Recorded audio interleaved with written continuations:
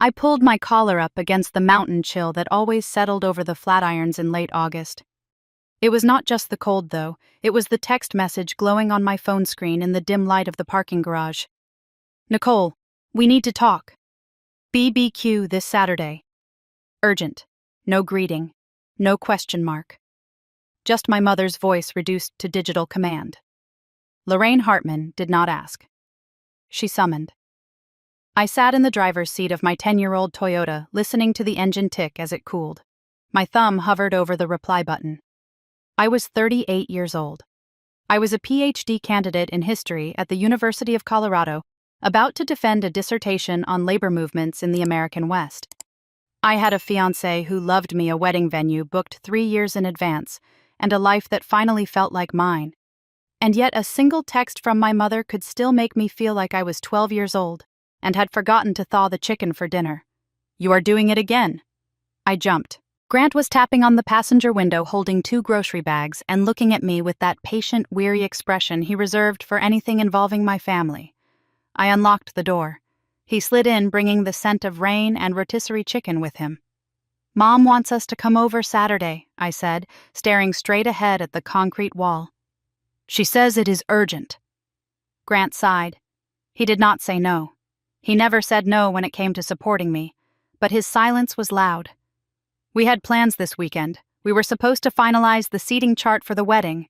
We were supposed to have a quiet dinner, just the 2 of us, before the chaos of my final semester really hit. Is Brittany going to be there? He asked finally. I let out a short, humorless laugh. Is the Pope Catholic? Grant set the groceries in the back seat. He reached over and took my hand, his thumb rubbing over my engagement ring. The diamond was modest, but the band was vintage platinum, something we had picked out together at an antique shop in Denver. It felt solid. Real. Unlike the performance art my family called love. If we go? Grant said, his voice low and steady, we leave the second she starts. The second she makes a comment about your weight or your job or how Brittany needs something more than you do. Deal. Deal, I whispered. But I knew I was lying. I always thought I could draw the line, and then I would find myself erasing it with my own feet just to keep the peace. We drove home in silence, the kind that was comfortable only because we both knew what the other was thinking. Grant was thinking about how much he hated watching me shrink around my family. I was thinking about the bank account I had checked that morning. $15,000. My grandmother Margaret's entire legacy. The money I had put down on the venue 3 years ago before she died. It was the only thing I had left of her. That and the memory of her whispering in my ear at my college graduation, "Do not let them swallow you whole, Nicole. You are more than what you do for them." I wondered what she would say now. Probably that I was already half digested. The apartment was warm when we got in, filled with the smell of old books and coffee. It was our sanctuary. I started unpacking the groceries, putting the milk in the fridge, the pasta in the pantry. Grant turned on the radio, some low jazz station he liked. It was domestic, peaceful. Then my phone buzzed again. Another text, this time from Brittany. "Cannot wait to see you Saturday. Big news." The emoji stopped me cold. A baby. I leaned against the counter, feeling the blood drain from my face. Brittany was pregnant. Grant looked up from the mail he was sorting. "What is it?" I turned the phone to face him. He read the screen and his expression hardened. "Well," he said, "that explains the urgent BBQ. It explains more than that," I said, my voice trembling. It explains why Mom has been calling me 3 times a day for the last week. It explains why Dad actually liked my Facebook post about my research yesterday. They are circling the wagons, Grant. Circling the wagons was our code. It meant the family unit was about to contract around its golden child, and anyone on the outside, namely me, was about to be crushed. "Brittany has wanted a baby for years," I said, trying to be rational, trying to find the joy I should feel as an aunt. "This is good news. We should be happy for her." Grant walked over and wrapped his arms around me. He was warm and solid, a rock in the shifting sands of my life. "We can be happy for her," he said into my hair. "And we can also be careful. Remember the graduation dinner." I closed my eyes. How could I forget? The night I received my master's degree, the night that was supposed to be mine. Brittany had announced her engagement to Cole right as the appetizers arrived. The toast my father was about to make for me turned into a toast for the happy couple. I had sat there smiling until my face hurt while everyone talked about centerpieces and honeymoons. My degree sat in its folder on the empty chair next to me, forgotten. "This is different," I said, opening my eyes. A baby is life. It is not a competition." Grant pulled back and looked at me. His eyes were dark, serious. "With Brittany, everything is a competition, Nicole. Even biology." Saturday arrived with a gray sky that threatened snow. We drove down to Colorado Springs, the familiar landscape of the Front Range rolling by in a blur of brown and green. My stomach was a knot of anxiety. I had brought the potato salad. I had dressed in a neutral sweater and jeans, trying to be invisible. Trying to be the good daughter. My parents' house was a sprawling ranch style in a neighborhood that prided itself on manicured lawns and silent judgments. Cars were already lining the driveway. My Uncle Jerry's truck, my Aunt Janet's sedan, and right in the center, like a queen on her throne, Brittany's bright red convertible. We parked on the street. I took a deep breath, inhaling the scent of pine and impending doom. "Ready?" Grant asked, his hand on the door handle. "As ready as I will ever be," I said. We walked up the driveway. I could hear laughter from the backyard, the clink of ice and glasses. It sounded like a party. It sounded like a family that was happy. Maybe I was wrong. Maybe this time it would just be a celebration. Maybe I could just eat a burger, congratulate my sister, and go home to my quiet life. We rounded the corner of the house and stepped into the backyard. My mother saw us first. She was wearing a floral apron, holding a tray of deviled eggs. Her face lit up, but not at the sight of me. At the sight of the potato salad bowl in my hands. "Oh, good," she said, bypassing a hug to take the bowl. "You are finally here. We were about to start without you. Brittany is starving." She turned and bustled away, leaving me standing there with my arms empty. Grant put a hand on the small of my back. A gentle pressure. "I am here." We made our way through the crowd. My father was manning the grill, surrounded by smoke and men drinking beer. He gave me a nod. Just a nod. And then there was Brittany. She was sitting in the best patio chair, a cushion behind her back, her feet propped up on an ottoman. She looked radiant, glowing, and smug. Cole, her husband, stood behind her, looking like he wanted to be anywhere else. He gave me a weak smile. A fellow hostage acknowledging another. Nicole Brittany squealed, holding out her hands. "Come here! Look!"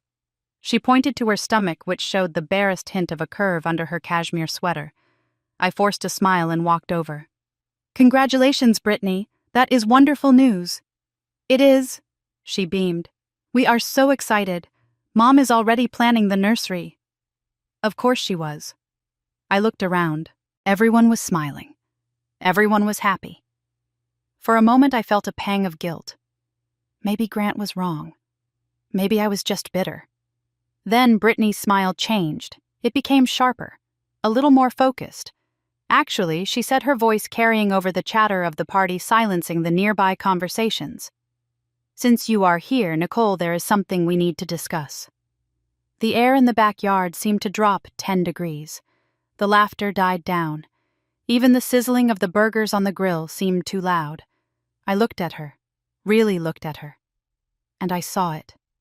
The look she used to get when we were kids, right before she snatched my favorite doll and broke its head off just to see if I would cry. "What is it?" I asked, my voice steady despite the trembling in my knees.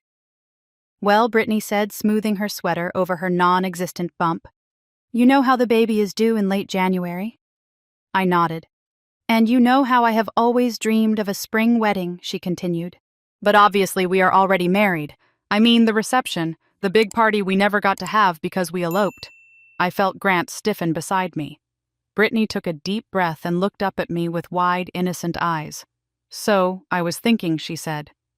"Since you are not getting married until September, and I really need to have my celebration before the baby comes, maybe you could let me have your venue."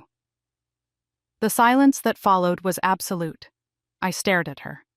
My brain refused to process the words. My venue. The one I had booked 3 years ago. The one paid for with Grandma Margaret's money. the one place that felt like mine. What I whispered. Just the date, Brittany said quickly, as if it was a minor detail like borrowing a sweater. And the deposit, obviously. Since you used Grandma's money, it is really family money, right? So it should go to the person who needs it most. And right now with the baby, I really need this, Nicole. She looked around the circle of family faces, expecting agreement. Expecting support. And to my horror, she got it. My mother stepped forward, wiping her hands on her apron. It makes sense, Nicole, she said, her voice reasonable, her eyes cold. Brittany is starting a family. You have plenty of time. You can wait another year. What is the rush? You are focused on your school anyway. My father cleared his throat, looking at his shoes. It would be a nice gesture, Nick, for your sister. I felt the ground shift beneath my feet. It was happening again. The erasure. The rewriting of my life to fit the margins of hers. I looked at Grant. His face was a mask of fury. I looked at Cole. He was staring at the ground, looking ashamed. And then I looked at Brittany. She was smiling that sweet, predatory smile, waiting for me to fold. Waiting for me to be the good sister. The one who gave and gave until there was nothing left. But something in me snapped. Maybe it was the memory of Grandma Margaret. Maybe it was the weight of Grant's hand on my back. Or maybe it was just 38 years of silence, finally finding a voice. No, I said. The word hung in the air like a gunshot. Excuse me, Brittany said, her smile faltering. I said no. I repeated, my voice louder this time. No, you cannot have my venue. No, you cannot have my date. And no, you cannot have my money. My mother gasped. Nicole. You are being selfish, Brittany cried, tears instantly springing to her eyes. You do not even care about my baby. I do care about the baby, I said, shaking. But this is not about the baby, Brittany. This is about you wanting what I have because you cannot stand for me to have anything of my own. I turned to Grant.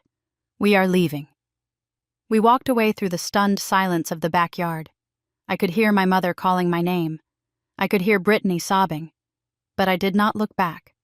I walked to the car, got in, and locked the door. My hands were shaking so hard I could barely put on my seatbelt. Grant started the engine and pulled away from the curb. He did not say a word until we were on the highway heading back to Boulder. Then he reached over and took my hand. I am proud of you, he said. I looked at him, and then I looked down at my hand in his. I was proud of me too. But as I watched the mountains pass by, I knew this was not over. Brittany had been denied, and the only thing more dangerous than a golden child who wants something is a golden child who has been told no. My phone buzzed. I looked down. A text from my mother. You have broken your sister's heart. Fix this. Now. I turned off the phone and tossed it into the back seat. The war had begun, and for the first time in my life, I was ready to fight. The drive back to Boulder was a blur of asphalt and silence, the kind of silence that has teeth. I stared out the window at the gray landscape passing by, but I was not seeing the mountains. I was seeing my mother's face. The way it had crumpled, not with sadness, but with the shock of being defied. I was seeing Brittany's tears, which had turned on and off like a faucet the moment I said the word no. My phone, which I had tossed into the back seat, kept buzzing against the leather upholstery. It vibrated like an angry hornet trapped in a jar. Grant reached back without taking his eyes off the road and grabbed it. He handed it to me. Turn it off, he said. His voice was calm, but his knuckles were white on the steering wheel. Do not read them. Just turn it off. I took the phone. I knew I should listen to him. I knew that whatever was waiting for me on that screen was designed to hurt. But the conditioning of 38 years is a hard thing to break.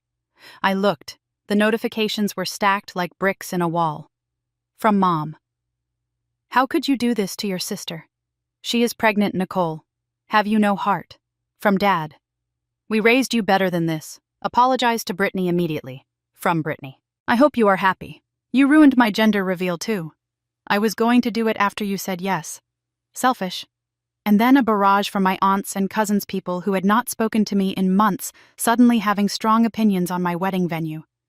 Family comes first. Nicole. Let it go, Nicole. Be the bigger person, Nicole. I felt a physical blow to my chest, a hollow ache that spread from my ribs to my throat. They were not asking. They were attacking. They had circled the wagons just like I predicted, and I was the enemy at the gate. I pressed the power button and held it until the screen went black. "They hate me," I whispered. Grant merged onto the exit ramp, his turn signal clicking a steady rhythm. "They do not hate you. They are losing control of you. There is a difference." We pulled into our driveway, but neither of us made a move to get out. The engine ticked as it cooled. The apartment windows were dark above us. It should have felt like a sanctuary, but it felt like a bunker. We were under siege. Then my phone lit up again. Not a text this time, a call. I stared at the screen. It was an unknown number. "Do not answer it," Grant said. "It is probably one of your cousins borrowing a phone." I watched the phone vibrate. Something about it felt different, persistent, desperate. I slid my thumb across the screen and put the phone to my ear without saying a word. "Nicole?" The voice was low, rough. It sounded like gravel being crushed under a boot. "Cole?" I asked. Grant's head snapped toward me. "I need to talk to you," Cole said. His voice was shaking. "Not on the phone. Can you meet me? Please."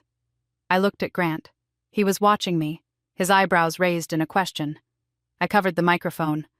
"It is Cole. He wants to meet." Why, Grant asked. "I do not know," I said. "But he sounds broken." I told Cole to meet us at a coffee shop on Pearl Street. Neutral ground, public, safe. Grant insisted on driving. He parked the car and walked me to the door, but he did not come in. He said he would wait in the car. He said this was something I needed to hear without him acting as a buffer. He trusted me. That trust felt heavier and more valuable than the platinum ring on my finger. Cole was already there, sitting at a small table in the back corner. He was hunched over a black coffee, looking less like the golden child's husband and more like a man who had survived a shipwreck. He was wearing a flannel shirt that had seen better days, and his hands were wrapped around the paper cup as if it were the only thing keeping him upright. I sat down opposite him. He looked up and I saw the dark circles under his eyes, deep purple bruises of exhaustion. "I am sorry," he said. He did not say hello. Just an apology. "For what I asked. For today," Cole said. "For the last 5 years. For letting you think you were the crazy one." I waited. The noise of the espresso machine hissed in the background, a sharp contrast to the quiet devastation at our table. "She planned it," Cole said. He took a sip of coffee, his hand trembling slightly. "She knew you would be there. She knew you would bring the potato salad. She practiced the crying Nicole.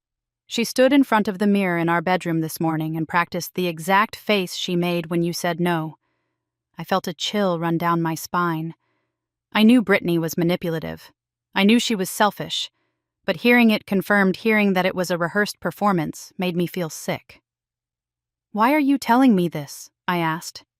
Cole reached into his pocket and pulled out his phone. He swiped through a few screens and then slid it across the table to me. It was a text thread. A group chat named Team Brittany that included my mother, my Aunt Janet, and several of Brittany's friends. I read the latest messages. "Nicole is going to cave.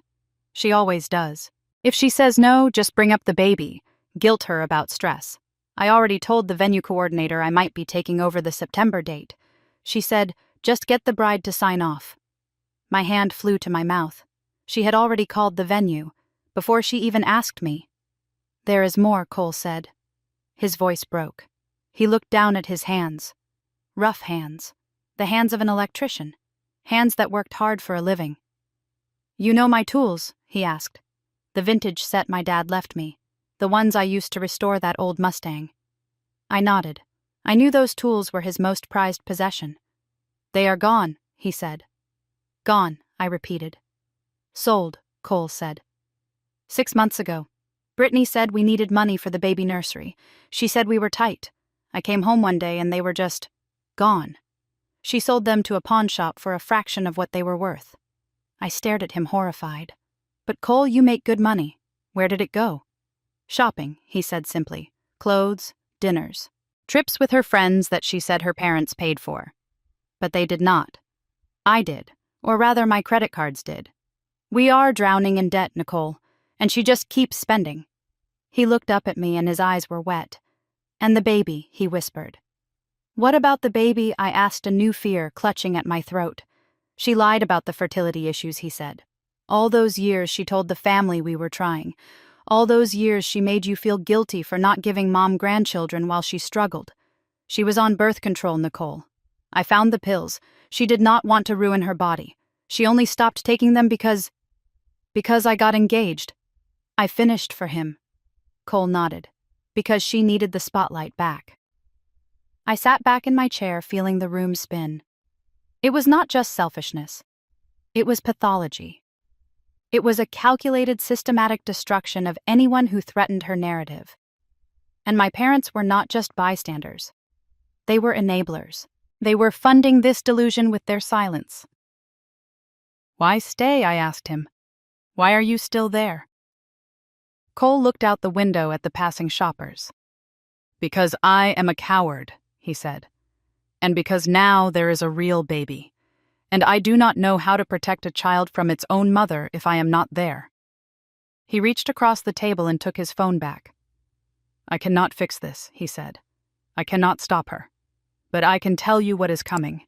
She is not done, Nicole. The venue was just the opening move. She is going to try to take it. She is going to try to make you look like the villain to everyone we know. She already has. I said, thinking of the text messages. No, Cole said. He stood up. Not yet. But she will. You need to lock everything down. Passwords, vendors, everything. Do not trust Mom. Do not trust Dad. And whatever you do not let them near your wedding planner. He turned to leave, but then stopped. One more thing, he said. He looked at me with a mixture of pity and respect. You were the only one who ever said no to her. Today in the backyard. It was the bravest thing I have ever seen in that house. Keep saying it. I watched him walk out the door. His shoulders slumped under the weight of his secrets. I felt a strange mix of sorrow and vindication. I was not crazy. I was not selfish. I was just the only one who saw the strings. I walked back to the car. Grant saw my face and started the engine immediately. Grant, I said, my voice steady. Take me to your parents' house. Tom and Mary Callahan lived in a house that smelled like lemon polish and baking bread. It was the complete opposite of my parents' house. There were no walking on eggshells here, no hidden agendas, just warmth. We sat in their living room and I told them everything. I told them about the BBQ. I told them about Cole. I told them about the tools and the pills and the debt. Mary sat next to me on the sofa and held my hand. She did not interrupt. She did not tell me to be the bigger person. She just listened. When I finished, there was a long silence. Then Tom Callahan stood up. He was a big man, a retired union foreman with hands like shovels and a heart to match. He walked over to the fireplace and picked up his phone. Lorraine called me earlier, he said. I froze. She did. Tom nodded. She wanted me to talk sense into you. She said you were being hysterical. She said Brittany needs the venue because of the pregnancy complications. Complications? I asked. What complications? Exactly, Tom said. There are none. She made it up. She tried to use a fake medical crisis to get me to pressure my son to pressure you. I felt the rage burn hot in my chest. They were lying to everyone. What did you say? I asked. Tom smiled a grim, tight smile. I told her that in this family we do not steal from each other. I told her that if she wants a wedding for her daughter, she should pay for it herself instead of trying to hijack yours. And I told her that if she calls my house again, trying to manipulate us, she will be speaking to my lawyer, not me. I looked at this man, this father, who was defending me more fiercely than my own flesh and blood ever had. Tears pricked my eyes. Thank you, I whispered. Mary squeezed my hand. You are our daughter now, Nicole. We protect our own. We drove home later that night, the city lights of Boulder twinkling below us. I felt exhausted, but clear-headed. The fog of guilt was lifting. The narrative my family had spun around me for decades that I was difficult, that I was selfish, that I owed them my happiness, was dissolving under the harsh light of the truth. We got into the apartment, and I did not sit down.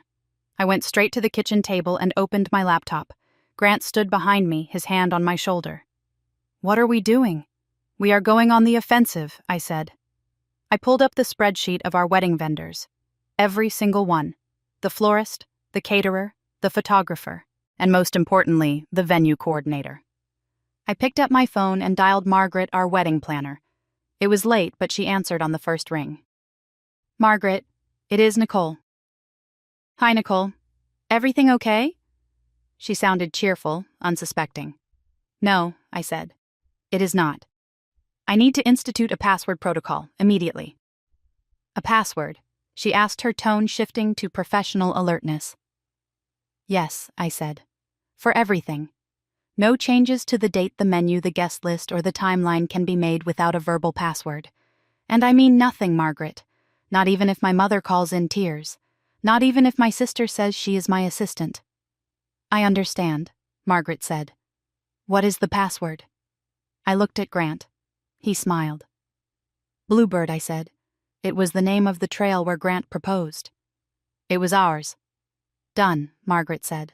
I will flag the file right now. Is there a problem, Nicole?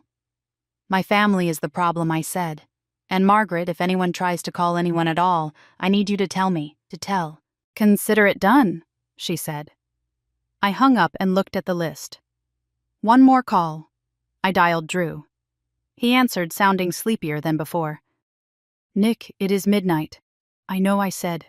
I am sorry. But I need to ask you something. There was a rustling sound as he sat up. What happened? Did you go to the BBQ? I did, I said. And you were right. It was an ambush. I told him briefly what happened. I spared him the details about Cole for now.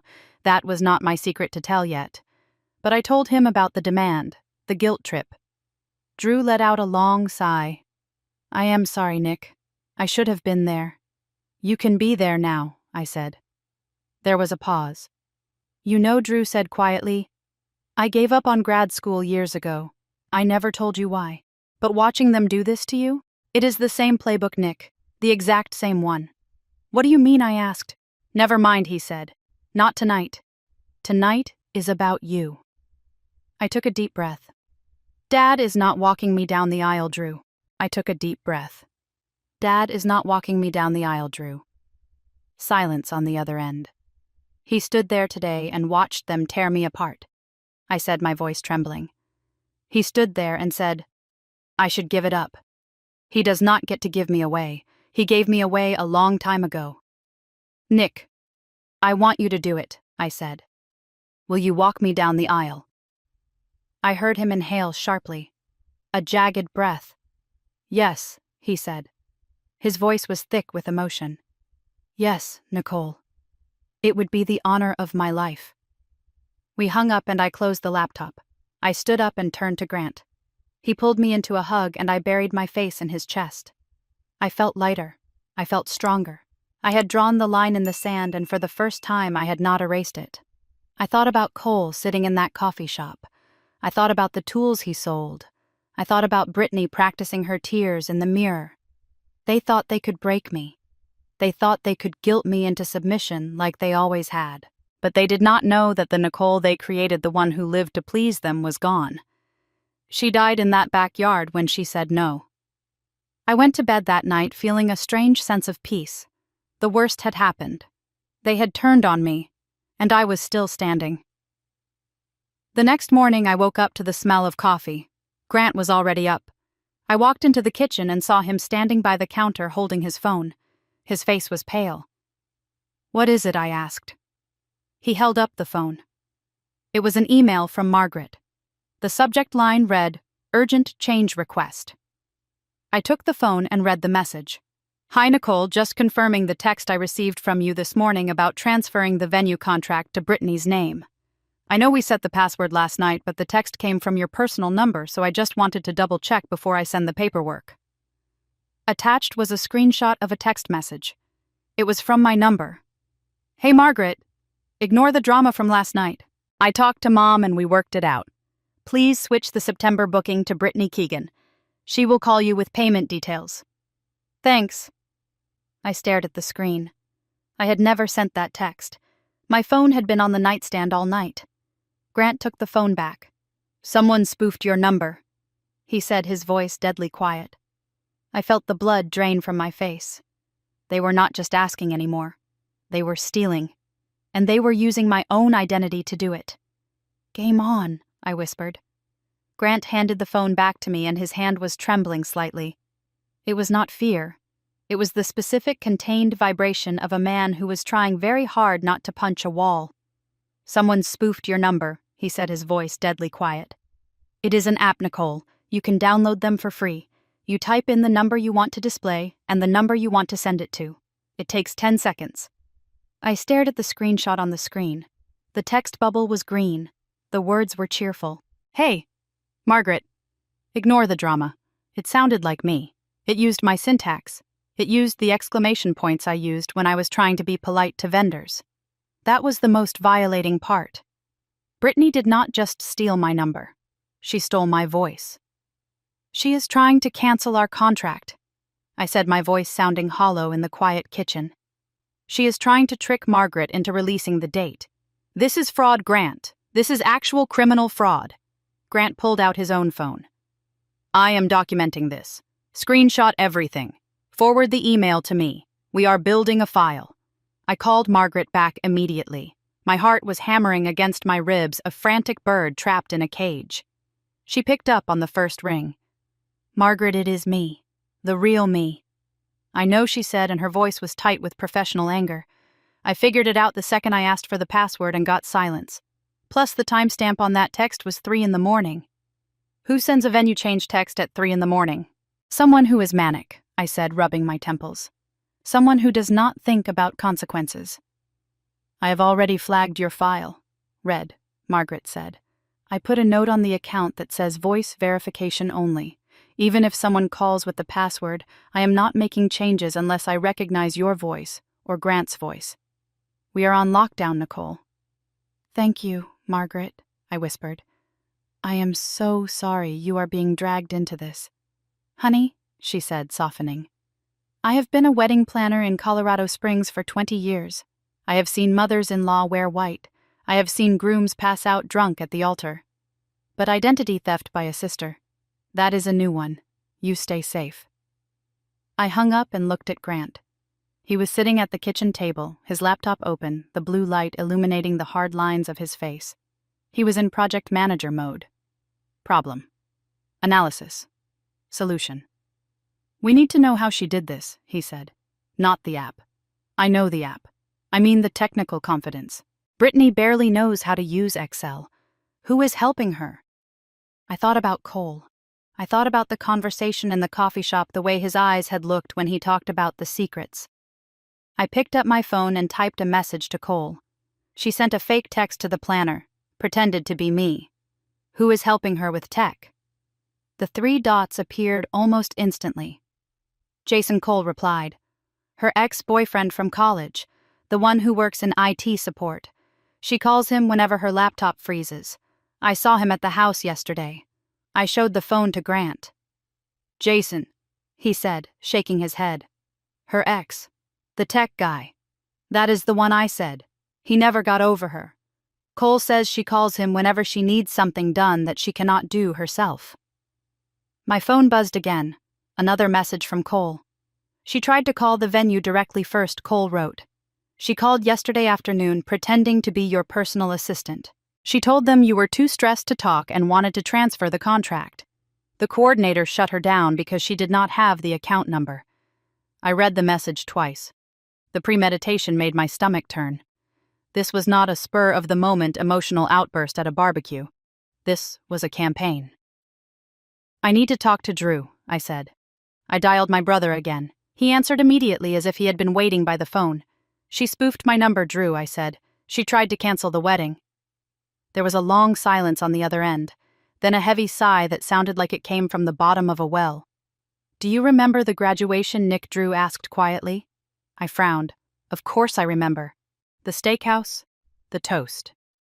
"No," Drew said. "Not the dinner. The defense. The presentation itself." I paused. My memory of that day was a blur of adrenaline and anxiety. I remembered standing in the lecture hall. I remembered the committee. I remembered the relief when it was over. "What about it?" I asked. "You never knew because I stopped her at the door," Drew said. I sat down in the chair opposite Grant. "What do you mean you stopped her?" She showed up, Nick. At the university. 20 minutes into your presentation, she was wearing a white dress and she had a bouquet of balloons. She told the receptionist she was there to support her sister. She tried to walk into the active defense room. I felt the blood drain from my face. My dissertation proposal defense, the most critical hour of my academic career, a closed-door event. Drew continued, his voice steady but cold. I was waiting in the hall just in case. I saw her coming. I physically blocked the door. She started screaming, Nick. She started screaming that I was hurting her, that I was jealous. Security had to come. They escorted her off campus. I covered my mouth with my hand. Why did no one tell me?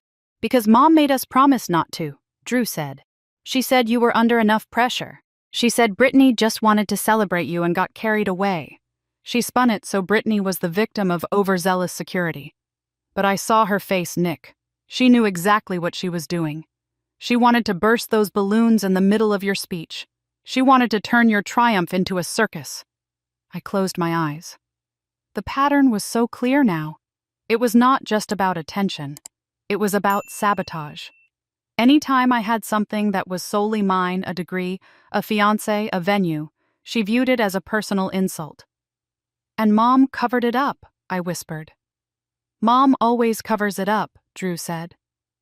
That is why I left. And that is why I am coming back. Because I am not letting her do it to your wedding. I hung up the phone and looked at Grant. He was watching me, waiting. She tried to ruin my defense, I told him. Physically. Drew stopped her. Grant reached across the table and took my hand. His grip was tight, grounding. She is escalating, he said. The text failed. The call failed. She is running out of covert options. Which means she is going to go overt, I said, realizing the truth as I spoke it. She is going to stop hiding in the shadows. My phone chimed, a different sound this time, the trill of an Instagram notification. Then another, then 3 more in rapid succession. I looked down at the screen. A knot of dread tightened in my throat. Brittany Keegan tagged you in a post. I opened the app. The photo took up the entire screen. It was high-resolution, bright, filtered to perfection. It was Brittany. She was wearing a white lace dress. Not a wedding dress exactly, but close enough that no one would mistake the intention. She was standing under the oak tree. My oak tree. The one where I had stood with Grant just days ago. The one I had secured with Grandma Margaret's money. She was holding her hands over her small bump, looking down with a serene, beatific smile. The sun was setting behind her, bathing the historic garden in golden light. But it was the caption that made the air leave my lungs. So blessed to announce that our little family has found the perfect spot for our special day. September cannot come soon enough. Thank you to my amazing big sister at Nicole Hartman for making this happen. Family first, always #wedding venue, #baby on board, #sisters, #love. I stared at the image. The location tag was clearly marked. The Centennial Gardens. She was there, I whispered. She was physically there. Today. I scrolled down to the comments. OMG, congrats, Brit. You look stunning. So sweet of Nicole to share. Wait, I thought this was Nicole's venue. Grant leaned over my shoulder. He read the caption and let out a sharp curse. How did she get in? He demanded. The gardens are gated. I called the venue again. I did not care that I was being a nuisance. Margaret picked up her voice, wary. Nicole. She is there, Margaret, I said, my voice rising. She posted a photo. She is inside the venue. I know, Margaret said, and she sounded exhausted. I just got off the phone with the groundskeeper. She showed up an hour ago. She told the gate attendant she was your sister and she was there to take measurements for the floral arch. She said she was your assistant, and they let her in. She had a clipboard, Nicole, Margaret said. She knew the gate code. She knew the name of the florist. She dropped your name and said you were stuck in traffic. The kid at the gate is 19 years old. He did not know any better. I felt a wave of nausea. She had used the information I had shared with my mother. Every detail I had excitedly told them over Sunday dinners. The florist, the code, the plans. I had handed her the ammunition. She took photos, I said, staring at the screen where the likes were climbing by the second. She claimed the venue publicly. Margaret sighed. I am banning her, Nicole. I am putting her photo at the gate. If she shows up again, we are calling the police for trespassing. But the internet? I cannot control the internet. I hung up and looked at Grant. She won, I said. Even if we keep the contract, she won the narrative. Everyone thinks I gave it to her. If I take it back now, I look like the monster who stole a venue from her pregnant sister. Grant stood up. He walked over to me and took the phone from my hands. He placed it face down on the table. She did not win, he said firmly. She just fired a flare gun. She wants you to react. She wants you to fight her in the comments so she can play the victim. So what do we do? I asked, feeling the tears prick my eyes. Tears of frustration, tears of rage. Grant looked at the phone, then back at me. His eyes were cold, calculating. The eyes of a man who managed multi-million-dollar construction projects and knew how to deal with structural instability. We let her build the castle, he said. We let her stack every single brick of lies. And then when she is standing on top of it, waving her flag, we pull the foundation. How I asked. Grant pointed to the laptop where the spreadsheet of vendors was still open. Because we have the one thing she does not have, he said. We have the receipts, and we have Cole. He picked up his keys. Get your coat, Nicole. We are going to print some documents, and then we are going to have a very interesting conversation with your mother. Because there is no way Brittany pulled off that gate code knowing the florist, knowing the schedule without an inside man. I looked at the closed phone. I looked at the dark window where the reflection of my own face stared back at me, pale, shocked, but underneath it all, angry. I grabbed my coat. No more hiding, I said. The engine of Grant's truck hummed a low, steady rhythm as we drove toward the 24-hour print shop on the edge of town. My phone lay face down on the center console, but it continued to vibrate against the hard plastic. Every buzz felt like a physical poke in the ribs. 500 likes. 600. The numbers in my head were ticking up even if I was not looking at them. It was not just the strangers on the internet that made my chest tight. It was the texts from people who actually knew me. My bridesmaid Sarah, my lab partner from the university, even my cousin living in Ohio. Did you change your date? I thought September was your month. Wow, you are such a good sister to give that up. Brittany had not just stolen a venue. She had stolen the truth. In the span of an hour, she had rewritten reality so effectively that if I tried to correct it now, I would look like the bitter, jealous sibling trying to ruin a pregnant woman's joy. It was masterful. It was terrifying. Grant reached over and covered my hand with his. His palm was warm and rough, calloused from years of handling rebar and concrete. Stop thinking about the comments, he said, his eyes fixed on the dark road ahead. It is noise, Nicole. It is just noise. We focus on the signal. What is the signal? I asked, my voice sounding small in the cab of the truck. The signal is the fraud, Grant said. The signal is that she committed a crime to get that photo. She trespassed. She impersonated you. And she spoofed your number. That is not family drama. That is a felony. We pulled into the parking lot of the print shop. The fluorescent lights inside hummed with a sickly yellow glow. We were the only ones there at 11 o'clock on a Tuesday night. We spent the next hour printing everything. The screenshot of the fake text message sent to Margaret. The email log from the venue showing the unauthorized inquiry. The call logs from my phone proving I had been asleep when the text was sent. And finally, the Instagram post itself printed in high-resolution color showing Brittany standing in my garden claiming my future. As the pages slid out of the printer warm and crisp, I felt a strange sense of detachment. This looked like a legal file. It looked like evidence for a trial. I looked at the photo of my sister, her hands cradling her stomach, her smile beatific and innocent. Who helps her do this? I whispered. She cannot even set up her own voicemail, Grant. Who taught her how to spoof a number? Grant was stapling the documents into neat piles. He paused. You asked Cole, I said, remembering. You asked him about the tech support. Grant nodded. He checked his phone.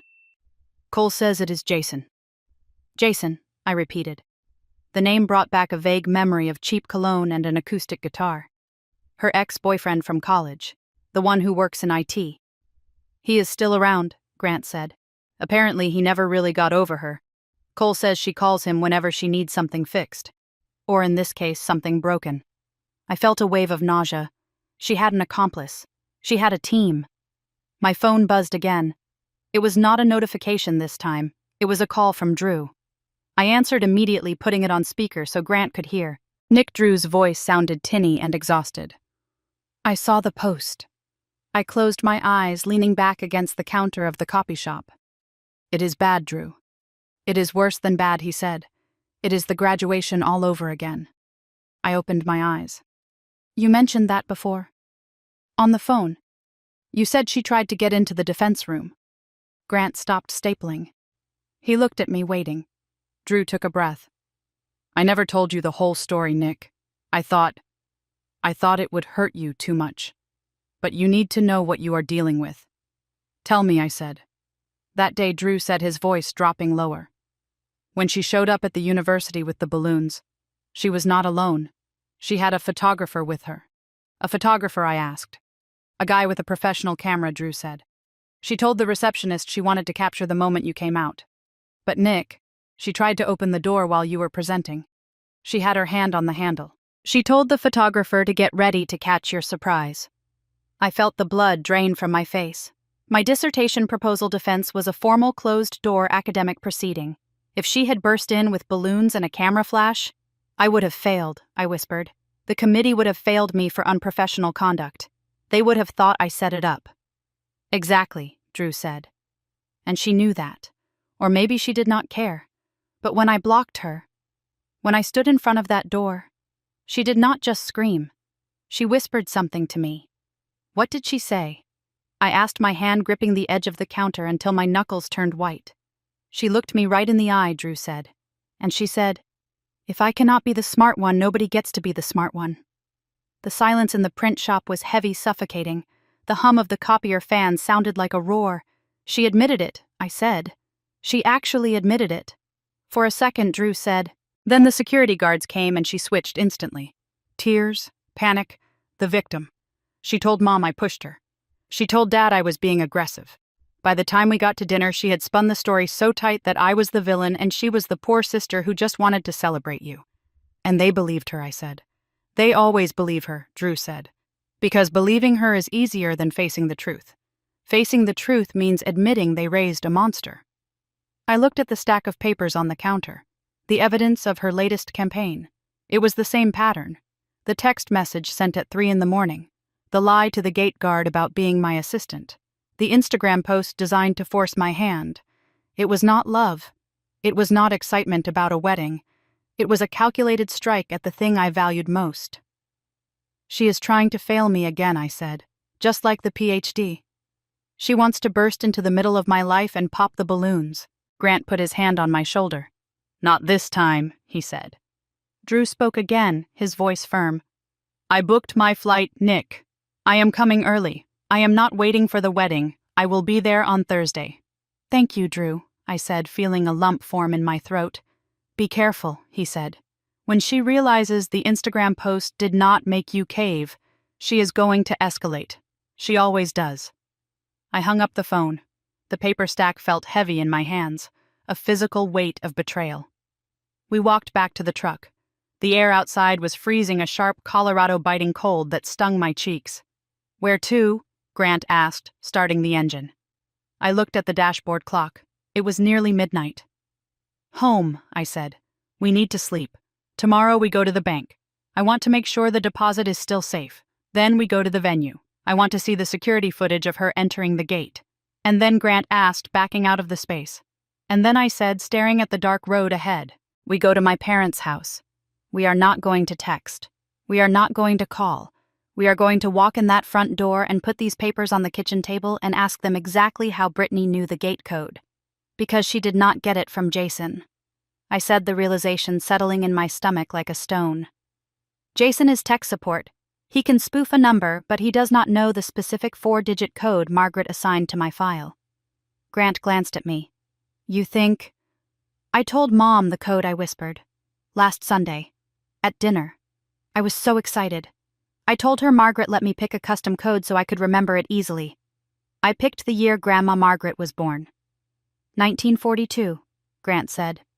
1942, I repeated, Only 3 people knew that code: me, Margaret, and my mother. Grant's jaw tightened. So it was not just Brittany, he said.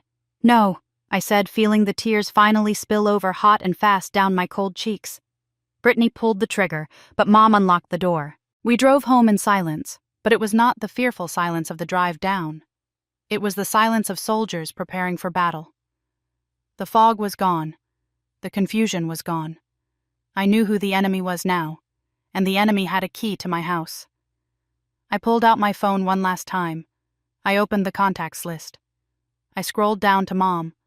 My finger hovered over the block button. Not yet, I thought. Not until I look her in the eye. I put the phone away and watched the city lights of Boulder rise up to meet us. I was tired. I was heartbroken. But for the first time in my life, I was not confused. I knew exactly what I had to do.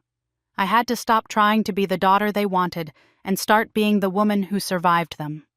The morning sun cut through the blinds of our bedroom with a brightness that felt offensive. I woke up with a headache that sat behind my eyes like a bruised fruit. The events of last night, the print shop, the realization about my mother, the Instagram post felt like a fever dream, but the stack of papers on the kitchen table was very real. I made coffee, black, strong enough to strip paint. Grant was already dressed in his work clothes, his steel-toed boots laced tight. He was leaning over the kitchen island reading the printout of Brittany's Instagram post again. 540 likes, I said, pouring 2 mugs, and 40 comments congratulating her on the venue. Grant took the coffee without looking up. She is good, he said. I will give her that. She plays the crowd better than a politician. My phone buzzed on the counter. I flinched. It was a Pavlovian response at this point. Every vibration meant another attack. I looked at the screen. It was not a text. It was a notification from Venmo. Brittany Keegan paid you $100 for venue deposit refund. I stared at it. $100 for a $15,000 deposit. She is trying to create a paper trail, I said, my voice flat. She sends me money labeled refund, so she can claim later that I accepted it, that we had a deal. Grant looked at the screen and let out a short, incredulous laugh. $100. She thinks you are that cheap. I declined the payment immediately and typed a note in the rejection field. No agreement exists. Stop. Then the phone rang. It was my mother. I looked at Grant. He nodded. I picked up the phone and put it on speaker. Hello, Mom. Nicole Honey, her voice was warm, syrupy sweet. It was the voice she used when she wanted to pretend everything was normal after a catastrophe. I saw Brittany's post. Isn't it wonderful? I leaned against the counter, gripping the edge of the granite until my fingers hurt. What is wonderful about it, Mom? That you two worked it out, she said breezily. Brittany told me you guys texted last night and came to an agreement. She is so relieved, Nicole. And honestly, I'm so proud of you. Being the big sister, making sacrifices for family, that is the Nicole I raised. I felt a cold calm settle over me. It was the calm of someone who realizes the house is not just burning, it has already burned down. She lied to you, Mom, I said quietly. We did not work it out. I did not agree to anything. There was a pause on the other end, a beat of silence that felt heavy. Oh, come on, Nicole. My mother's voice sharpened, losing the sweetness. Do not be like this. She already announced it. People are congratulating her. You are not going to make her look like a liar publicly, are you? She is pregnant, for heaven's sake. She is a liar, Mom, I said. And so are you. Excuse me, Lorraine. Hartman's voice went icy. I know you gave her the gate code, I said. I know you told her about the florist. And I know you knew about the spoofed text message. My mother made a sputtering sound. I do not know what you are talking about. 1942, I said. Grandma's birth year. The code I told only you. How did Brittany get into the venue, Mom? Did she guess it? Or did you hand her the key to the only thing I have left of Grandma Margaret? Silence. Long, stretching silence. Then my mother sighed. A heavy, dramatic exhale. She needed to get in for measurements, Nicole. She was stressed. I just wanted to help. I thought if she saw the place, if she felt how special it was, maybe you would change your mind. So you helped her break in, I asked. You helped her trespass. It is not trespassing if it is family, she snapped. You are so rigid, Nicole. Everything is black and white with you, just like your father. It is just a garden. Why can you not just share? Because it is mine, I said. Because for once in my life I wanted something that was just mine. Well, it is too late now, she said, her voice taking on a triumphant edge. She posted it. The world knows. If you fight her on this, you will look like a jealous, bitter spinster trying to ruin her baby sister's wedding. Is that what you want? Do you want everyone to know how petty you are? I looked at Grant. He was shaking his head, his eyes full of sorrow for me. I am not the one who looks petty, Mom, I said. I am the one with the receipts. Receipts, she scoffed. What receipts? I hung up. I did not want to warn her. I did not want to give her time to prepare a defense. Grant walked over and wrapped his arms around me. You okay? No, I said, burying my face in his chest. I feel like I just orphaned myself. You did not orphan yourself, Grant said. You just stopped letting them hold you hostage. We spent the afternoon in a state of suspended animation. I went to the university and tried to grade papers, but the words blurred on the page. I kept checking my phone, waiting for the next blow. It came at 4 o'clock. My phone rang again. It was Cole. I answered immediately. Cole, are you okay? He sounded breathless, like he had been running. Did you see the group chat? He asked. No, I said. I muted it. Check it, he said. Now. And then call me back. I hung up and opened the messaging app. The family group chat, which usually consisted of birthday wishes and holiday plans, was exploding. There was a new photo. It was a screenshot. It looked like a text conversation between me and Brittany. Me. Fine. You can have the venue. I am tired of fighting. Just pay me back the deposit. Brittany. OMG. Thank you, Nicole. You are the best sister ever. I promise I will make it up to you. Me. Just take it. I do not even want it anymore. Grant and I are fighting anyway. I stared at the screen. My mouth fell open. I never wrote that. I never wrote any of that. Below the screenshot, Brittany had added a message to the family. See, she agreed. And now she is trying to back out and make me look bad just because she is fighting with Grant. I cannot believe she would do this to me when I am pregnant. Then the comments from the family started rolling in. Aunt Janet, Nicole, surely this is a misunderstanding, Cousin Mike. Not cool to go back on your word, Nick. Dad, Nicole, call your mother. Stop this nonsense. I felt like the room was spinning. She had fabricated an entire conversation. She had forged my consent. I called Cole back. My hands were shaking so hard I almost dropped the phone. She made it up. I said, my voice rising to a pitch I barely recognized. She made the whole thing up, Cole. I know, he said. I was there. You were there, I asked. I was standing in the doorway, Cole said. I watched her do it. She used an app called Text Story.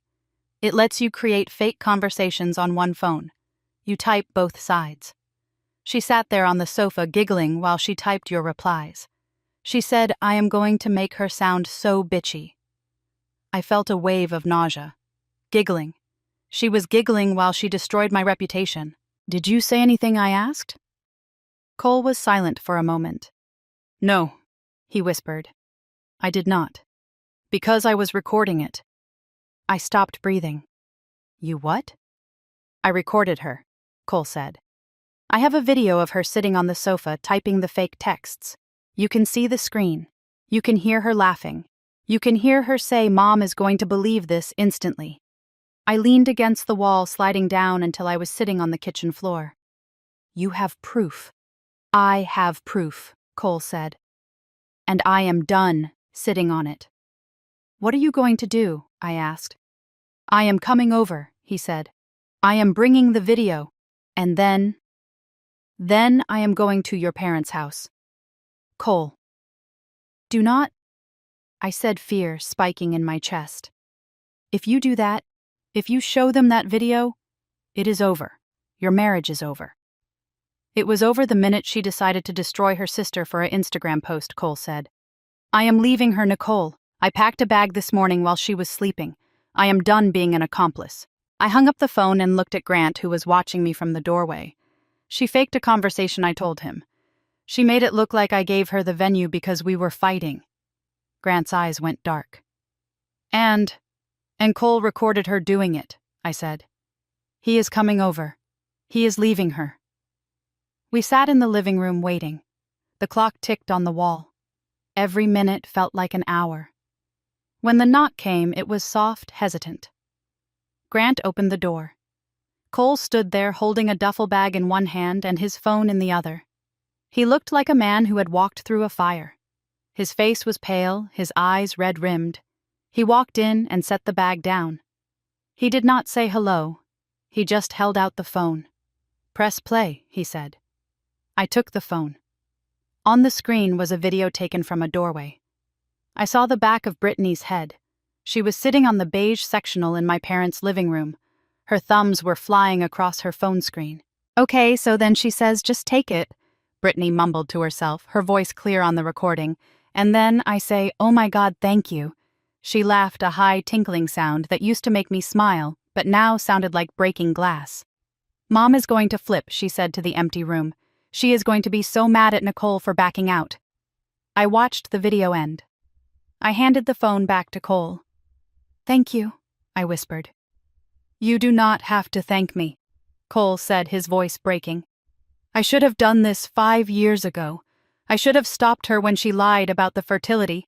I should have stopped her when she stole from you at Christmas.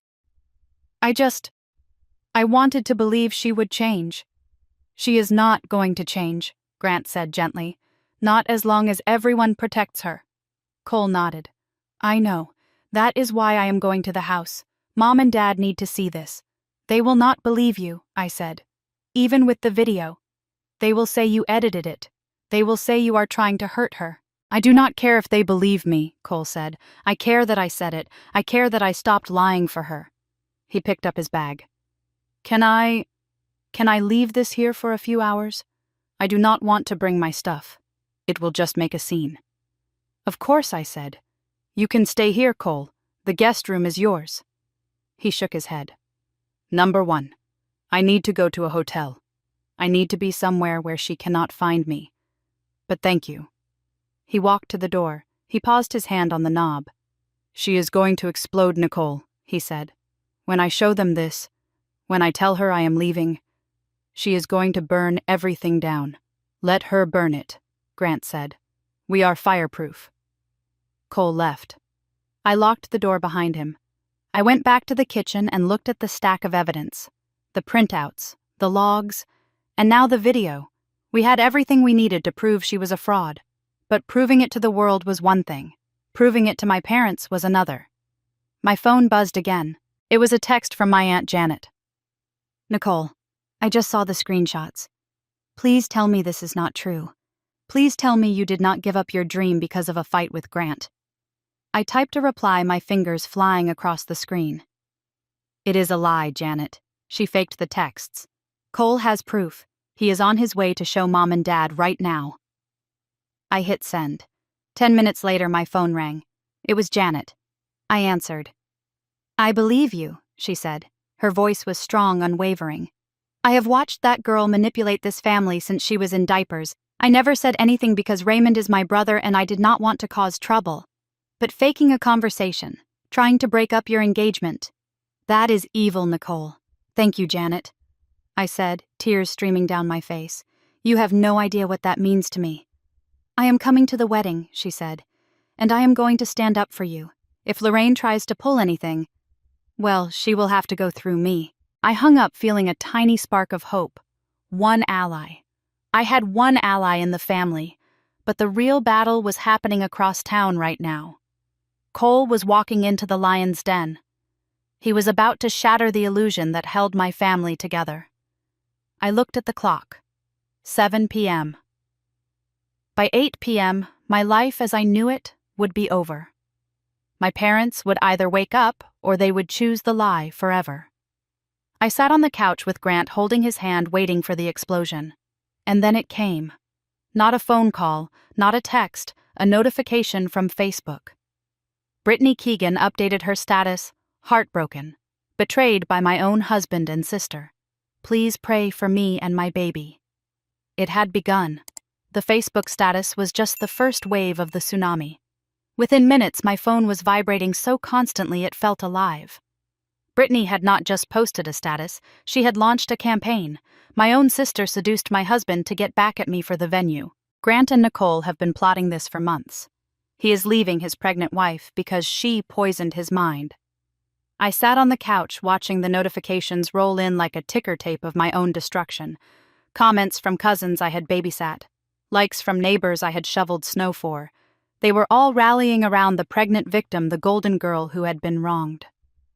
I felt Grant's hand on my shoulder, heavy and grounding. "Do not read them," he said. "I cannot help it," I whispered. "They think I am a monster, Grant. They think I slept with Cole. Let them think it." Grant said, his voice hard. "They are not thinking Nicole. They are reacting. They are consuming a soap opera because it is easier than asking why a man would leave his pregnant wife after 5 years. My phone rang. It was my father. I stared at the screen. Dad. A word that used to mean safety. Now it just meant judgment. "Answer it," Grant said. "Put it on speaker." I slid the button and set the phone on the coffee table. "Nicole." His voice was not angry. It was worse. It was disappointed. It was the voice he used when I got a B on a report card. The voice that said I expected better. "Dad," I said. "Your mother is in the hospital," he said. My heart stopped. "What?" "She collapsed," he said, "after Cole left.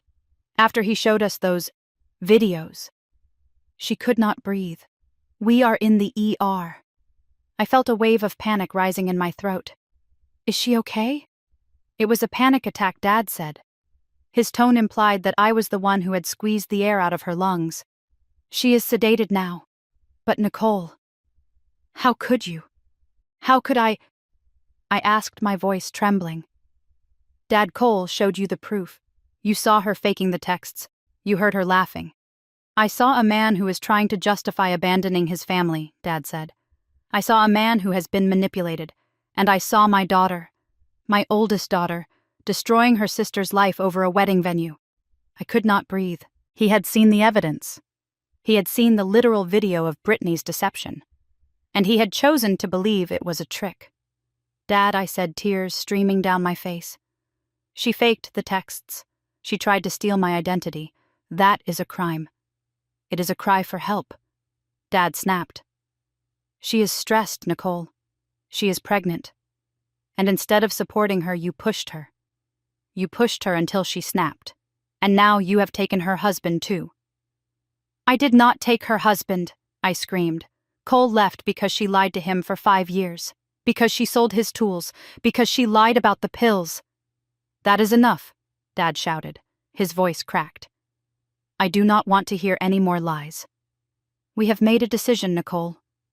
"We," I whispered. "Your mother and I," he said. "We have decided that until you apologize, until you make this right and give Brittany the venue she needs, you are not part of this family."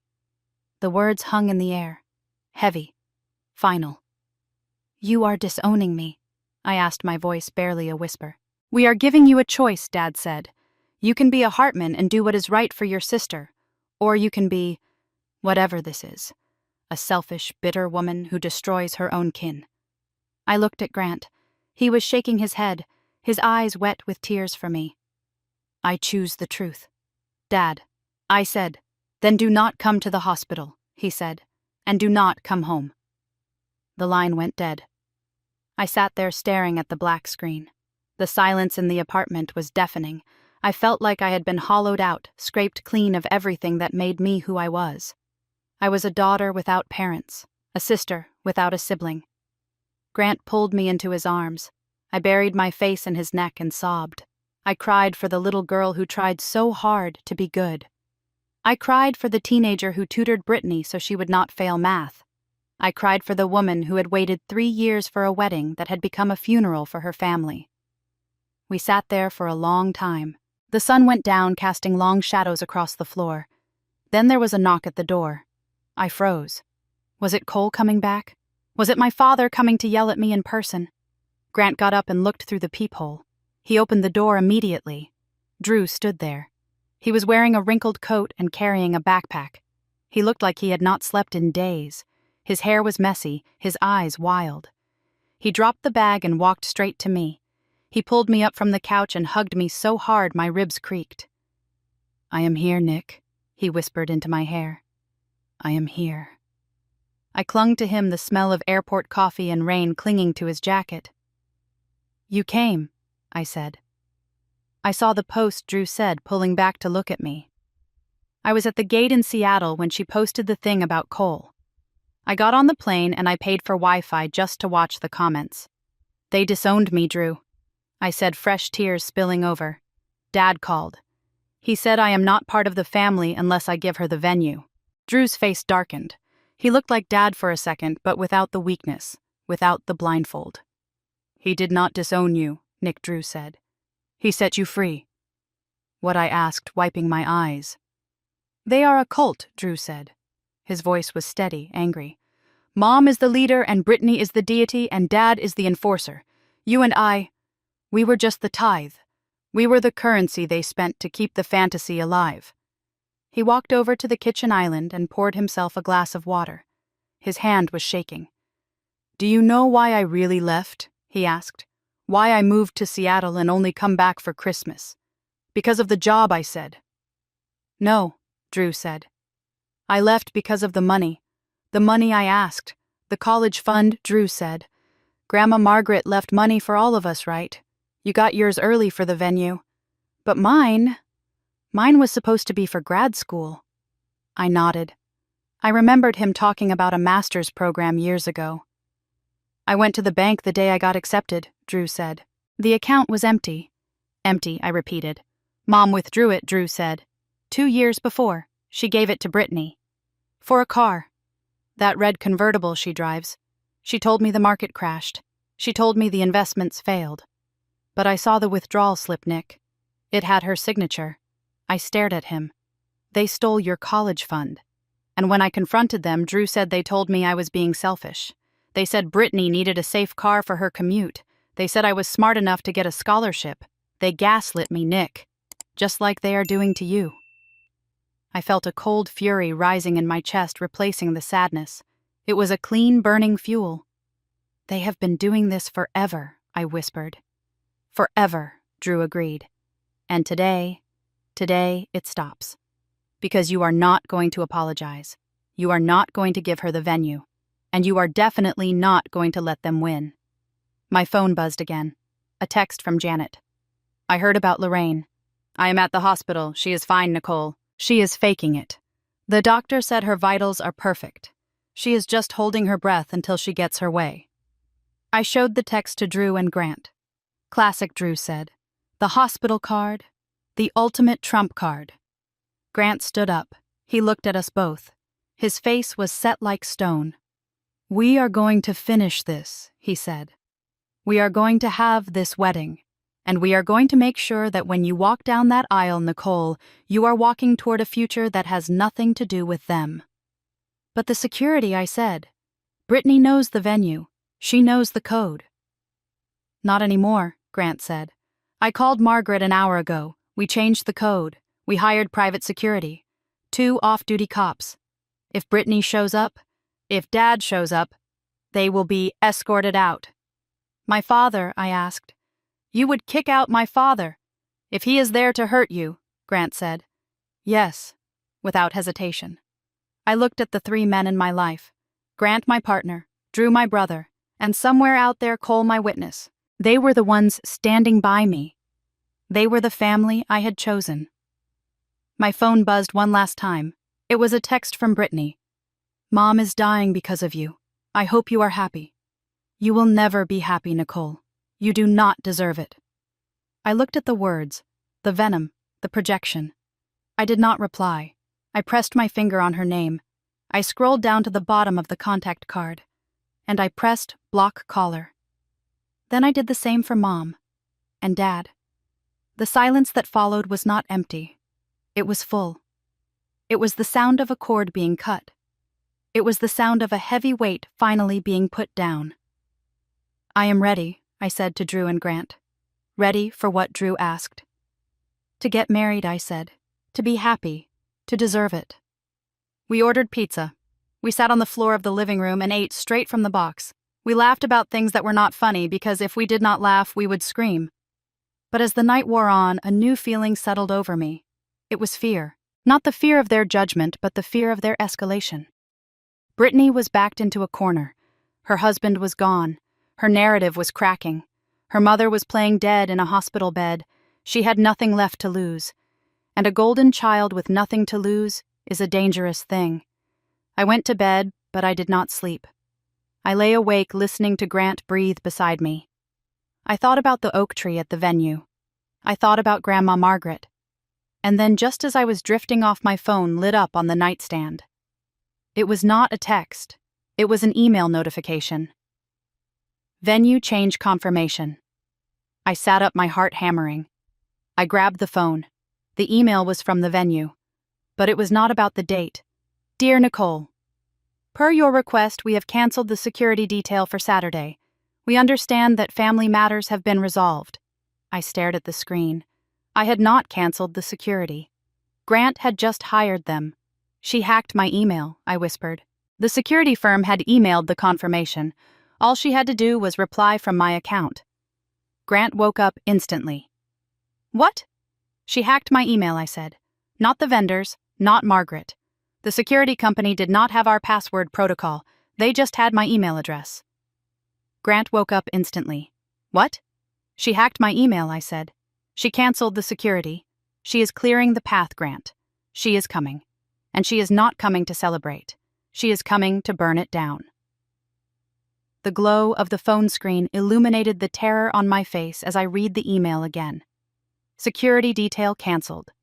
She had been inside my email. She had found the confirmation from the private security firm Grant hired, and she had impersonated me one more time to clear her path. Grant was already out of bed, pulling on his jeans. He did not say a word. He just grabbed his laptop and started typing furiously. Change the password, he said, his voice thick with sleep but sharp with adrenaline. Two-factor authentication, Nicole.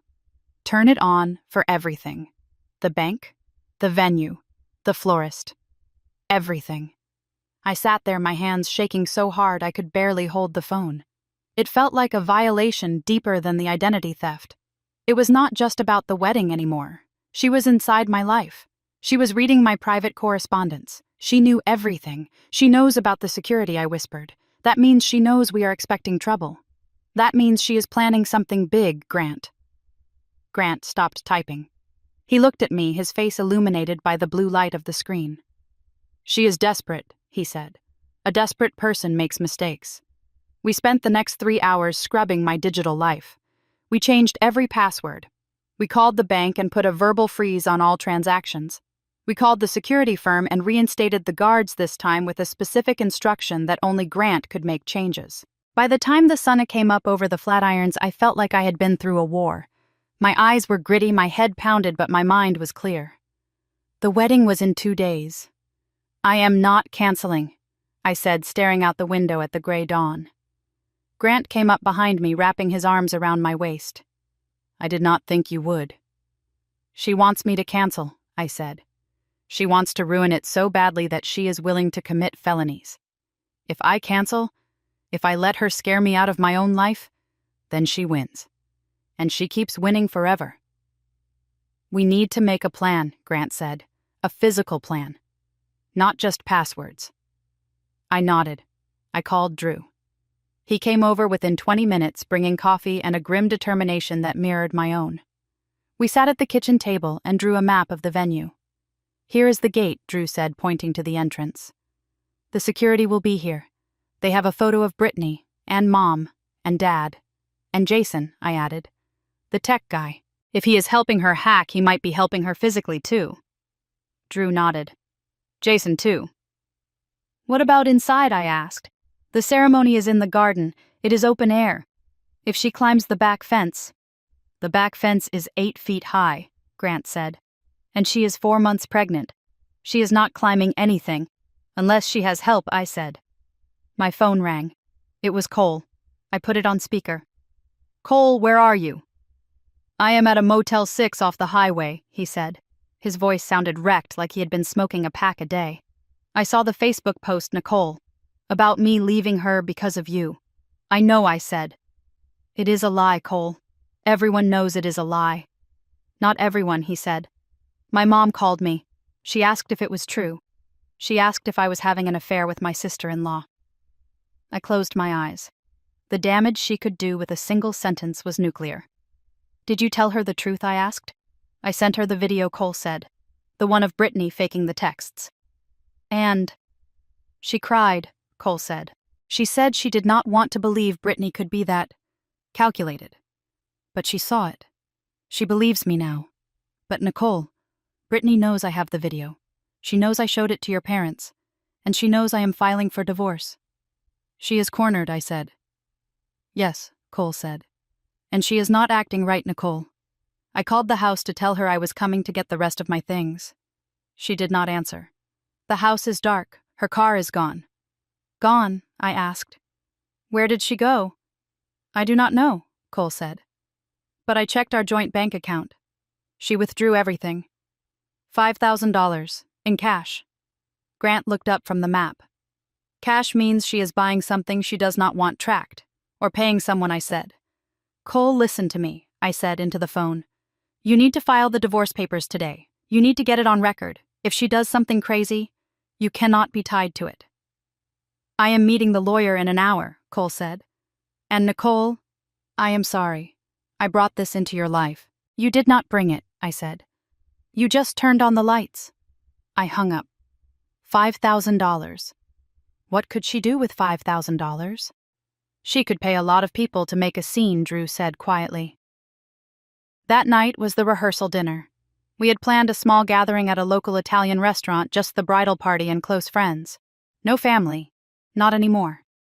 I wore a white dress. I curled my hair. I put on lipstick. I tried to look like a bride. But when I looked in the mirror, I saw a soldier putting on war paint. We arrived at the restaurant. Janet was there waiting by the door. She hugged me, and I held on a little too long, smelling her perfume that reminded me of childhood Christmases before everything went wrong. She is not here, Janet whispered in my ear. I drove by your parents' house. Lorraine is home. She was watering the plants. She is not in the hospital, Nicole. I pulled back. She checked herself out. She was never admitted, Janet said. She sat in that ER waiting room for 6 hours playing the martyr. The second the doctors said her heart was fine, she stormed out. Raymond told my husband she discharged herself against medical advice just so she could tell people the hospital failed her. She sat in the ER waiting room for 6 hours, made a scene about chest pains, and then when the doctors said her heart was fine, she walked out. The whole thing was theater.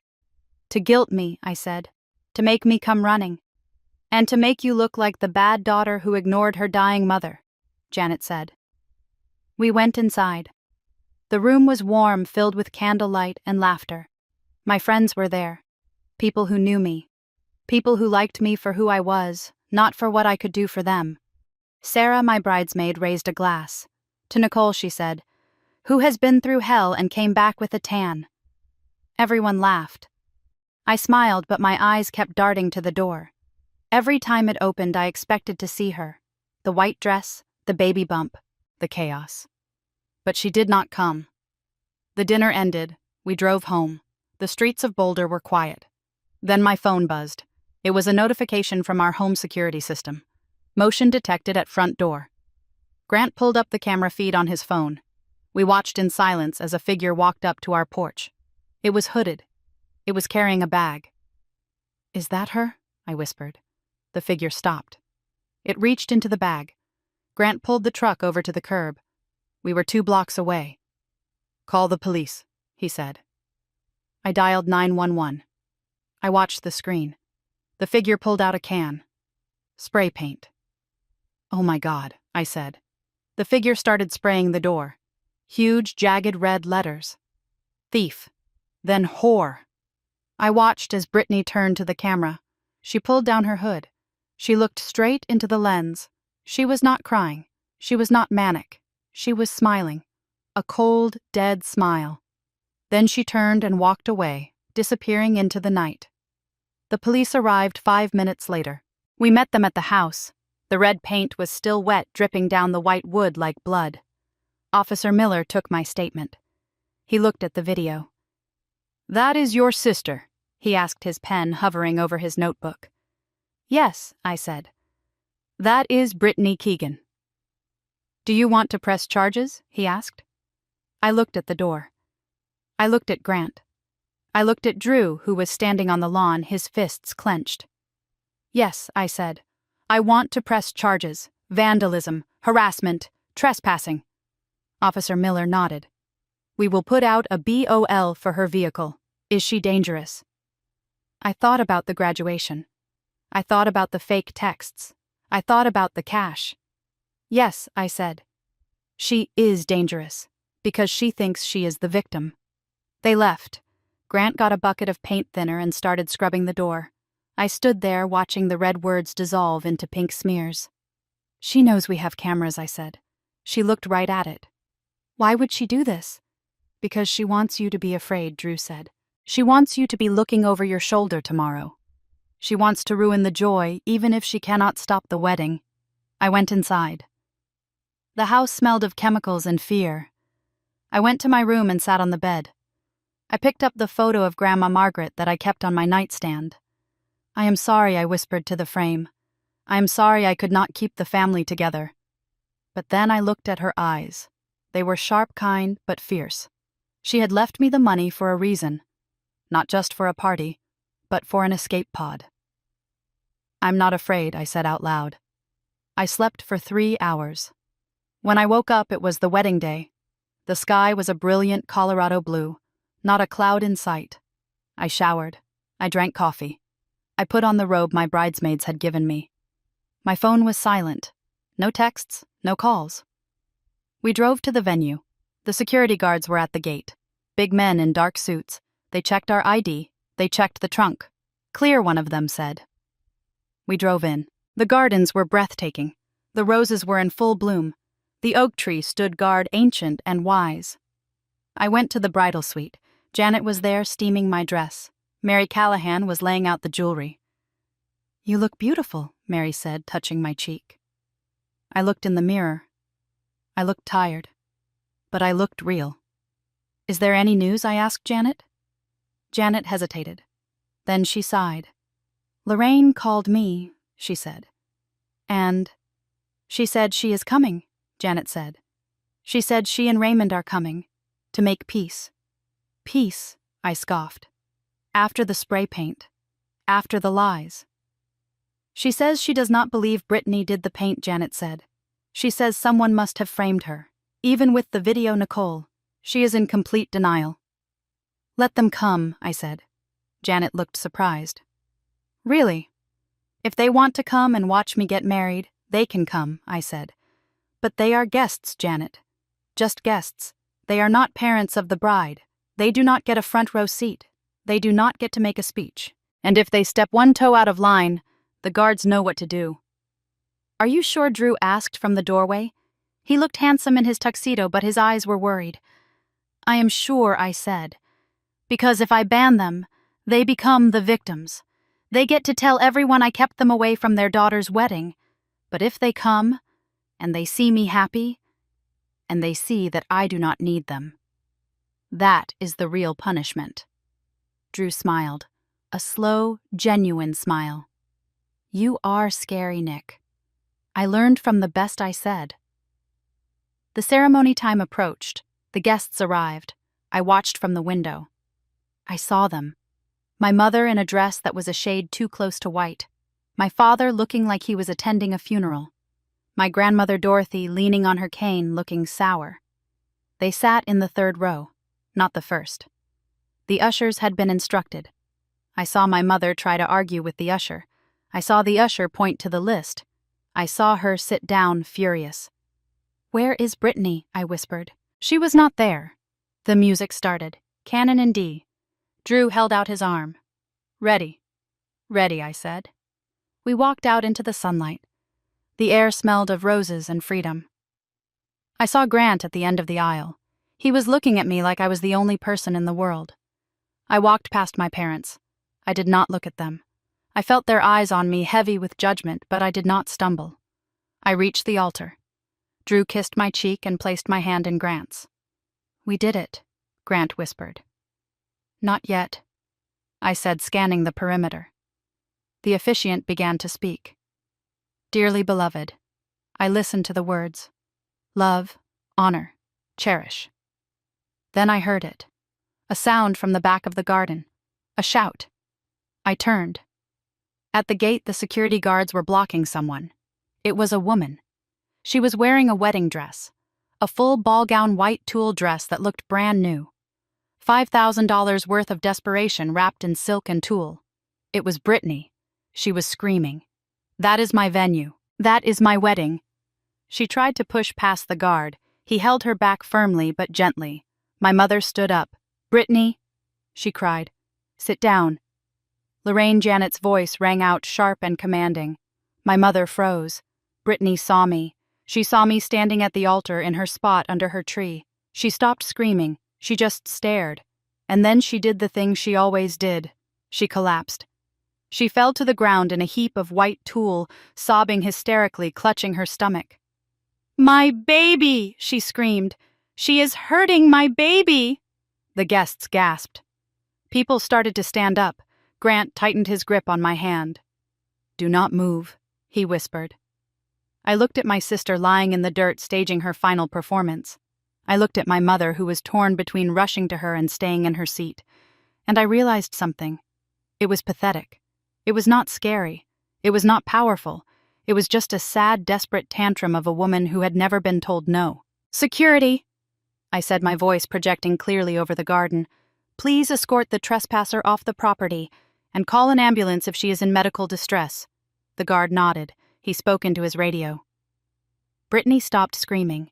She looked up, shocked that I had not run to her. "You cannot do this," she yelled as two guards lifted her up by her arms. "I am pregnant." "Goodbye, Brittany," I said. They dragged her out. The gate clicked shut. Silence returned to the garden. I turned back to Grant. "I believe we were in the middle of a wedding," I said. Grant smiled. His eyes shone with pride. "Yes," he said. "We were." The officiant cleared his throat. He looked a little shaken, but he continued. "I married Grant Callahan under the oak tree, while my sister sat in the back of a police car outside the gate. I said I do, and I meant every word.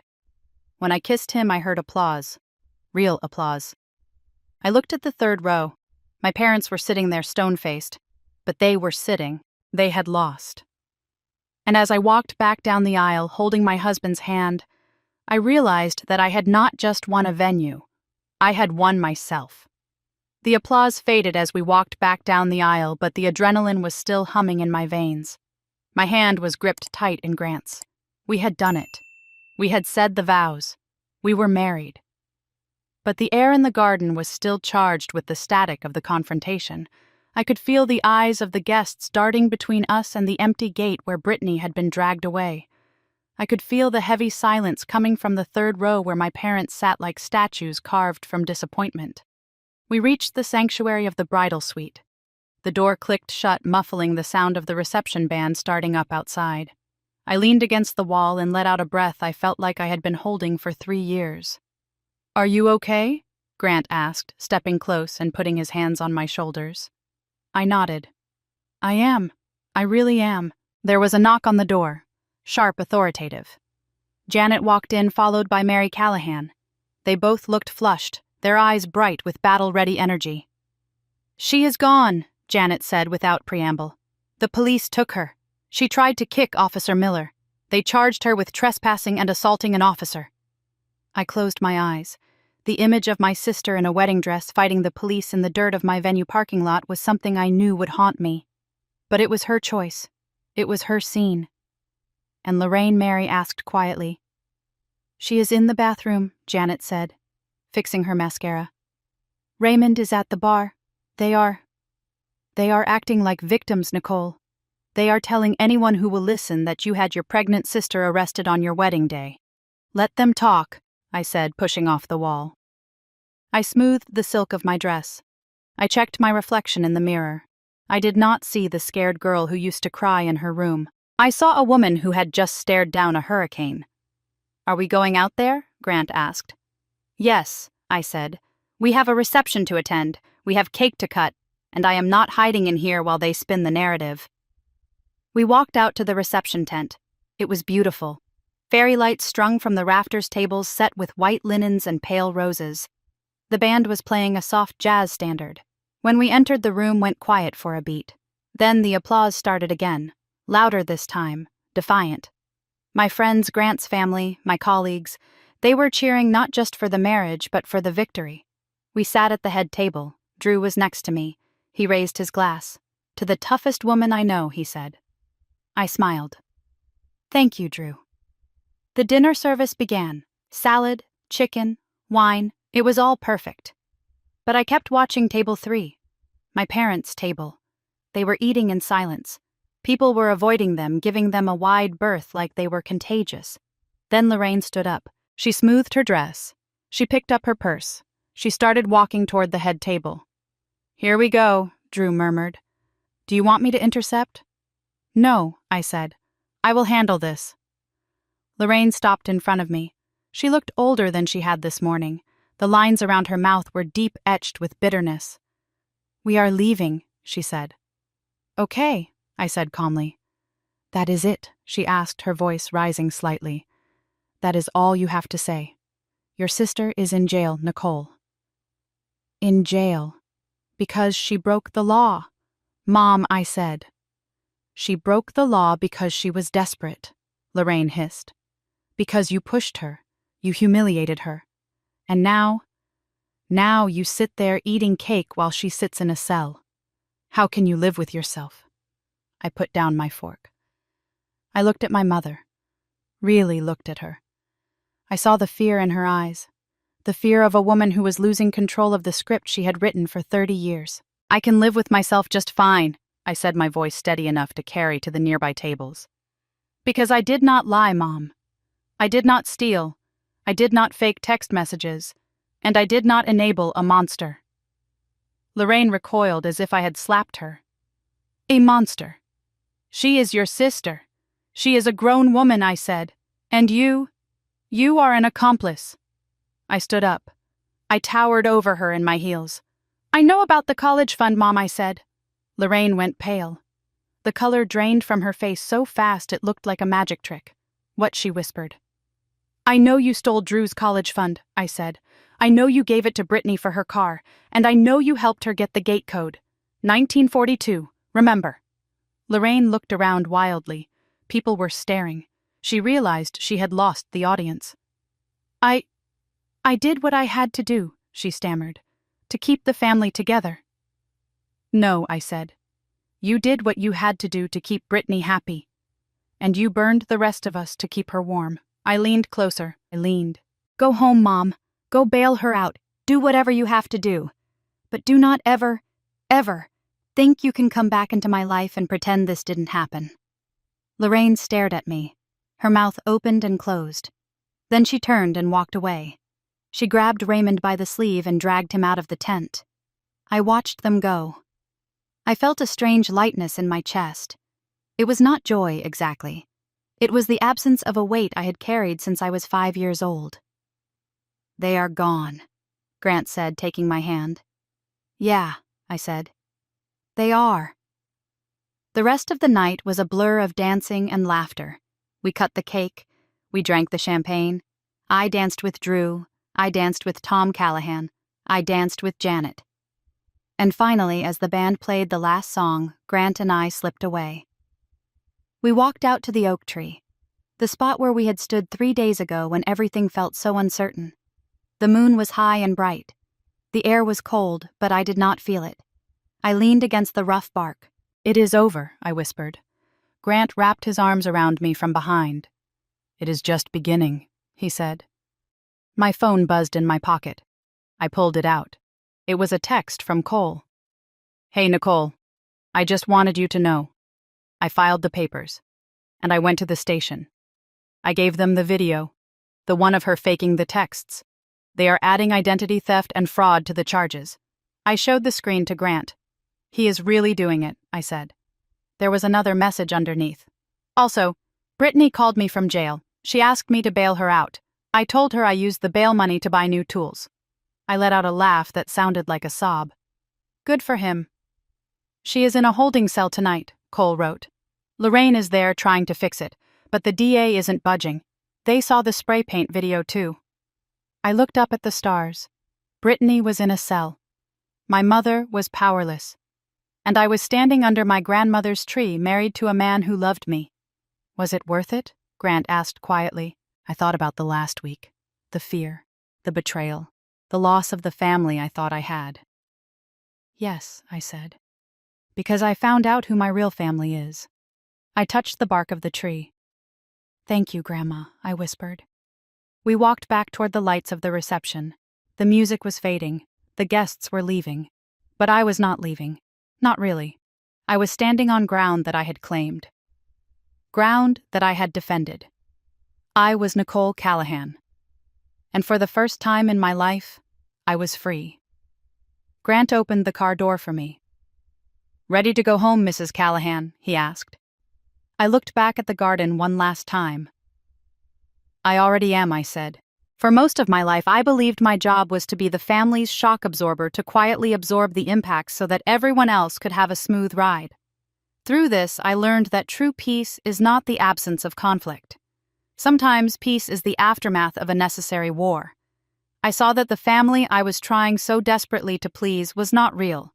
It was a role I was playing in their story, and I learned that no is not a curse word. It is a complete sentence and the first word in the language of self-respect. And that is the lesson I want to share with you. You might think your story is not as extreme, but I ask you to look at your own life. How many times have you made yourself smaller just to keep the peace at a holiday dinner? Was there a moment when you realized that holding on was more painful than letting go? You are allowed to protect your own happiness, even from the people who are supposed to love you most. Love should never cost you your own identity. Share your own story in the comments below. Let us know we are not alone.